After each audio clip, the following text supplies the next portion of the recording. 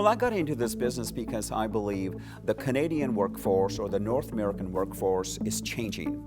Today we have baby boomers, X generation, Y generation, gays and lesbian, and people with disabilities, and a huge multicultural staff, people of color.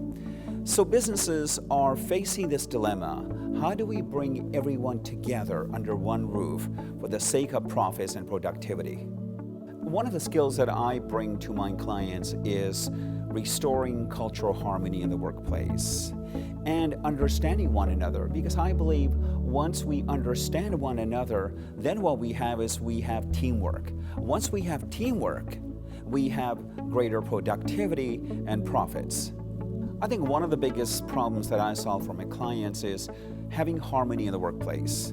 When you have so many cultures, when you have somebody from Brazil, somebody from India, somebody from Sweden, somebody from Pakistan, working under one roof, I try to align everyone together. So there's harmony, so there's greater understanding among different cultures. And when we have that, what we really have is greater profits and productivity for organizations.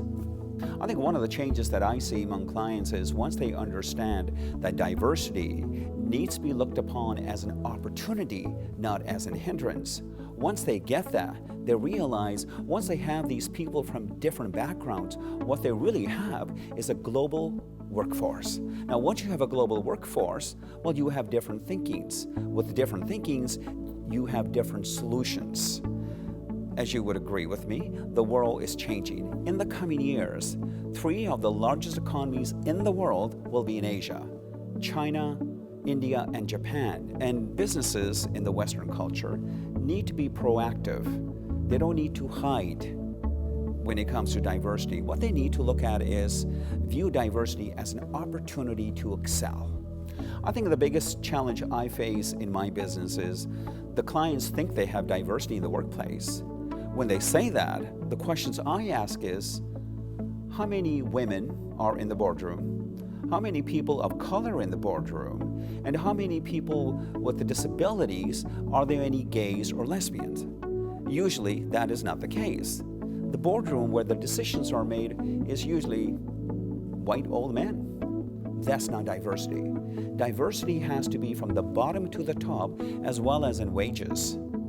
I think one of the biggest talents that I bring to my business, which is basically I bring to my clients, is my background. I have lived diversity more ways than one. I grew up in a small mill town, faced all kinds of barriers. Then once I got into the media, whether it was radio, television, film, and print, well, I had dealt with also other issues. For example, I would go on the air and the switchboard would light up.